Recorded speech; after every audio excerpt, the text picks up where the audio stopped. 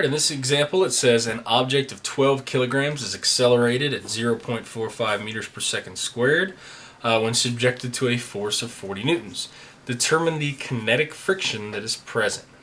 Okay, so let's start off by drawing this. Okay, we have a 12 kilogram object that is along a flat surface and is pushed with a force of 40 newtons. Okay, and we want to figure out the kinetic friction that's present. Alright, information that's given to me. I'm given a mass of 12 kilograms. I'm given the acceleration of the object as 0.145 meters per second squared. And I'm given that I have an original force of 40 newtons. So the principles that are going to be involved here is just simply Newton's second law of motion, or the sum of the forces is equal to the mass times the acceleration. In this case, I know that kinetic friction is going to oppose the motion, so it's going to act in this direction. So it has to be involved in the sum of the forces.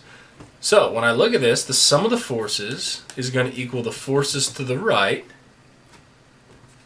minus the force to the left, because it's opposing the motion. On the other side, I'm going to have mass times acceleration. So now there's only one thing that I'm missing.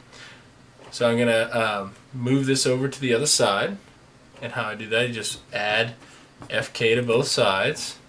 And when I do that, I'm going to get 40 is equal to, let's go ahead and multiply this out and say 12 times 0.145. And you get 1.74 plus Fk.